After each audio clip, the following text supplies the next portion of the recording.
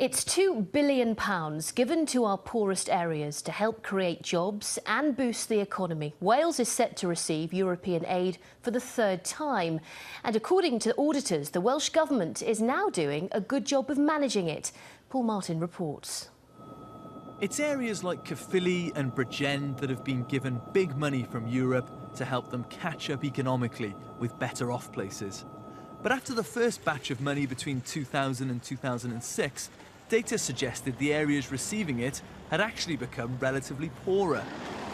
Many think the funding was badly handled. Several business and innovation centres known as techniums, funded by the cash, actually ended up closing. Today's Audit Office report looks at how the second wave of money from the EU since 2007 has been managed. I haven't seen any evidence that there was meaningful engagement with any private sector companies that might want to use this. Again, they were trying to foster startups as well, but there was no evidence that universities across Wales had the study programmes and the students that wanted to use these facilities either. Today's Audit Office report looks at how the second wave of money from the EU since 2007 has been managed by the Welsh European Funding Office.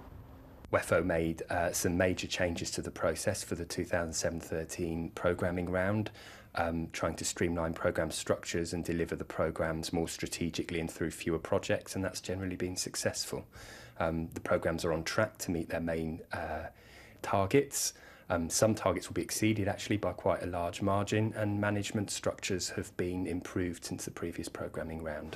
One recent project that's been seen as a success story is the Beacon Centre in Aberystwyth, which helps businesses develop green products.